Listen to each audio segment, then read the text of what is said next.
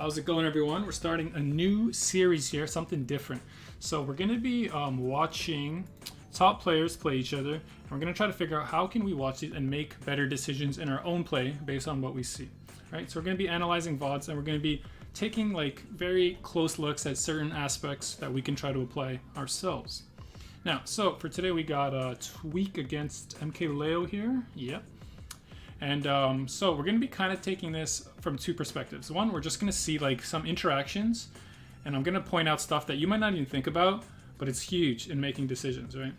You'll see as that comes up. It's kind of broad, but we'll see it. And the second thing we're going to focus on mostly is analyzing a player's bad habits. Now, this is kind of crazy. Why am I on this camera? Why is it full screen? Whoa. Okay, so here it is. Boom. So you might say to yourself, like, it's crazy. We're watching two of the best players on the planet. How are we going to find their bad habits? Do they even have any? Well, every player tends to do certain options more than others. Obviously, these guys are aware of their options much more than your standard player. But if we could find anything, then imagine what you can find against, like, the random people at your weeklies and whatnot, right? So, neutral. I want you guys to watch this video if you never have. So it's called Nuances of Neutral by a guy named Decutry. I'll link it in the description. Brilliant video. If you ever watch a piece of content on my channel, you're like, wow, this kind of helped me out. This video will help you out even more. This guy couldn't have said it better myself. So in one of the parts, he talks about how neutral is like a conversation, and that like some people converse better than others. It'll never be a perfect conversation because a lot of it just depends on the last thing said, right? He says it way better than me, whatever. But our point here is, let me move this light actually. So the point here is, if you think of neutral as a conversation, let's say, hey dude, I want to dash attack you, and then you see Captain Falcon running at you, and then you say, nah, fuck that, man, and I'm going to spot dodge that, and you spot dodge it, right? So that's like an interaction, right? Obviously, super basic one, but you can see how it's a conversation. You and your opponent give each other information, and you kind of react, and that's how you play the game. Now, what does this have to do with anything? We're just talking random nonsense here. No. So how do we find out a person's bad habits? We ask them the same questions over and over, right? If neutral is a conversation, we have to ask them questions. What do I mean by that? I kind of made a video about this talking about Choco's ZSS. And what he did is that every time he hit his opponent with a Nair on shield with ZSS, he pretty much was asking them, what do you do in this situation? I'm free, right? When ZSS hits you with her Nair, she gets the move first. She's like -2 or something, but has a 1-frame jab. So you cannot like stop that pressure. So he asked, what do you do when you get hit by this Nair on shield? And it turns out his opponent rolled a bunch, right? So we're going to have to ask these kind of questions and see what people do. And when they keep giving you the same answer, that's how you start punishing their bad habits. Anyway, enough of the talk. Let's get into the video. I gotta mute. I feel bad muting this. I love listening to Keitaro, I swear to God. But we got a different objective today. I'm sorry. So, what do we do in this matchup? So I think, you know, the ground game's pretty basic. Wolf has laser. Joker has his side B and his guns. Probably going to see people spacing out like that. But what we're going to pay attention to is more of like these questions that they ask each other and if they adapt, right? So first thing, very basic question. What do you do when you get hit by, what do you do when you get hit by, oops, sorry. When you get hit by something on your shield, he jumps, right? This is a full screen laser. First thing MKLeo does, he jumps at his shield. Is that important? I don't know. Let's find out. Again, right? Let's go back just a little bit. Gets hit by this fair. It crosses up, or it's hard to tell if it crosses up. That's the big thing. If something hits your shield and it's hard to tell if it can be punished, what is their response? MKLeo's response? He jumps. Same thing as last time. Let's keep going from there. Alright, that's random neutral interaction that MKLeo does. I notice if you've watched him, he loves using Joker's Nair. Here we see him Nair. As soon as he lands, fades backside Bs. Maybe he's kind of like baiting you to punish the Nair or something, but we'll see if that comes up again. Again, tweak hits his shield, it's backer at his shield. It's always a jumping option. That time, MKLeo thought I could punish it, so it was a backer instead of just a raw jump. Right there. Nothing even hit his shield, but MKLeo still jumps. Okay, we found out his first habit, right? Is it even a habit? It's not going to get punished, really. He jumps out of shield a lot. All right, hits him with a Nair. This is kind of like the question that I was just talking about with Choco ZSS. What do you do when your shield gets hit, right? The nair's already done. Like, Tweak can't punish it. And you can't punish. He's going to grab. Yeah, as you can see, he was starting up the grab. So MKLeo spot dodges. Keep that in mind, right? MKLeo, he will spot dodge if he thinks that his aerial is so safe that you can't punish it. Right? You can even see him jumping. You guys know what I'm going to say? What is going to happen here? MKLeo ran up shield. He jumps. Retreating nair. And a side B. So that's 2 in a row of things that we've already noticed he likes to do. He jumps out of his shield. After he lands with a nair. Retreating side B. That was beautiful from Tweak. Runs back. Baits out the down tilt again with the nair to side B. I don't want to pause too much because there's a lot going on, right? But yeah, as we said, so we've asked 2 questions. So what does MKLeo do when his shield gets hit and it's unpunishable? He jumps. Boom. What does MKLeo do when he spaces in there, just kind of in neutral? He's got half the screen away. He retreating side Bs. We've answered 2 questions of kind of like a habit that he has because he's done it every single time so far. Jumps out of shield, right? Here it is. They both land. They're shielding beside each other. Nothing even hits it. Can you guess what Leo wants to do? He wants to jump. Hit confirms the nair. Dash attacks. Very nice ledge trapping. If you've watched my video on MKLeo's ledge trapping, this won't come to no surprise to you. Right? In this part of the game, Leo owns all of this. It's up to Tweak to get back here, right? So what does Leo do? He uses this. So many people will overcommit and just like spam a smash attack here, spam a smash attack here, or just like hard read like a jump or something, right? MKLeo uses the space he has because Tweak needs to get back there. He has to. Right? See? He just uses all that space, goes back. He's going to do the same thing. Nair's immediately runs back, right? Uses the space he has. Retreating side B, as we've seen before. Again, see, this is okay. I wasn't expecting to find something Leo does a lot or like very often, but jumping out of shield is 100% the most obvious one so far, right? He jumps out of shield. He didn't even get hit, and Tweak tried to, what's it called, tomahawk, empty grab, whatever, and MKLeo just jumped. He's just too quick on the jump. Lands the nair. Pay attention to the ledge trapping here. Doesn't overcommit nairs. Runs back. I encourage you to watch my video about MKLeo's ledge trapping because I went into more depth here, but the kind of concept of making them like choke out in the corner, very, very big for top players. All right, just very good spacing from Leo. Gets the grab on the way down. Good conversion, and he's starting to run away with this, but now Tweak got back on stage, and let's see what happens. Retreating, right? Nair retreating side B. There's not much you can do, right? Does he barely counts as a habit because, like, what do you even do? He's halfway across the screen. But Tweak kind of knows. He just ran at him with the dash tag. Let's see this again. So, right, as we know, Tweak owns all of this. MKLeo cannot go near it. MKLeo at best owns this, and then he's gonna have to take off to the air. Right. So what are they gonna do? Tweak, yeah, very good. He doesn't overcommit. Just low back air, dash attacks. Little too slow. MKLeo just got the spot dodge, but it's a good idea. Oh, okay. This is beautiful. All right. Gets a spot dodge. Tweak. Oh, why is it just skipping like that? Try to get a better pause. So Tweak's coming down. Empty jumps. And you're gonna say, is he gonna grab? No. Tweak realizes. All right. He's smarter than me. He's doing this in real time. I have like the luxury of pausing. MKLeo wants to jump. Right? What does Tweak do? Up smash. Barely too slow. Like, Wolf's up smash not the best for this. If it was like ZSS or something, it probably would have hit. He could have up tilted because it's faster, but I don't think it would have killed, right? Leo's at 126. But very smart from Tweak. Like, he knew exactly how MKLeo was going to leave his shield, like to the T. It's just barely too slow. And he empty jumped too to make sure he could do that up smash as fast as possible. Anyway, let's find out how he takes the stock. Good. Okay. Oh, he did it again. This time he does the up tilt instead of the up smash, right? Lands, turns around, up tilt. Perfect, right? He reads the jump out of shield. That's how you... So we've already learned kind of like how to read someone's habits.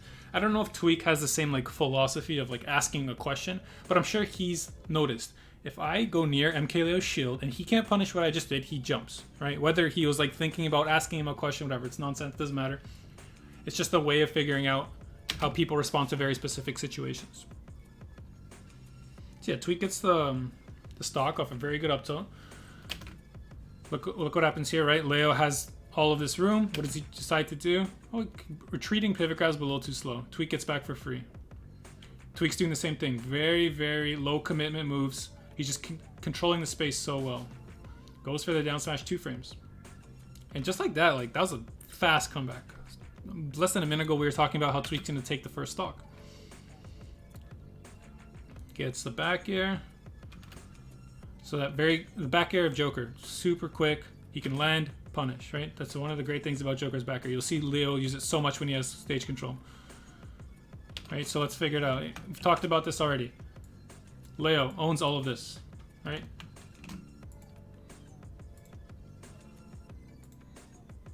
Kind of overcommits, kind of unlike Leo.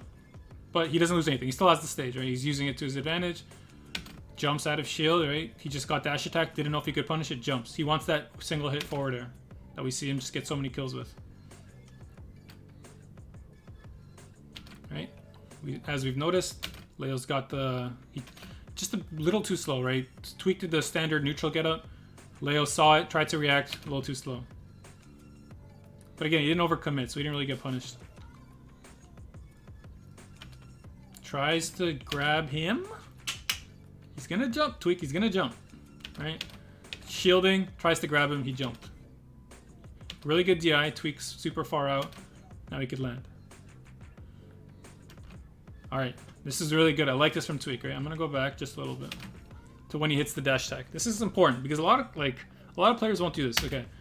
In this situation, Joker has the tech. Is he gonna hit the tech? Yes, he's fucking MKLeo. So, as we talked about already, I want you to watch the video about ledge trapping. All of this is Tweaks. MKLeo cannot enter this area, right? MKLeo, at best, has just as barely any corner. As soon as he starts moving forward in here, he can get grabbed, he can get F-tilted, and then he loses all stage control. You don't want to be off stage and smash, right? It sucks. So, what does that mean?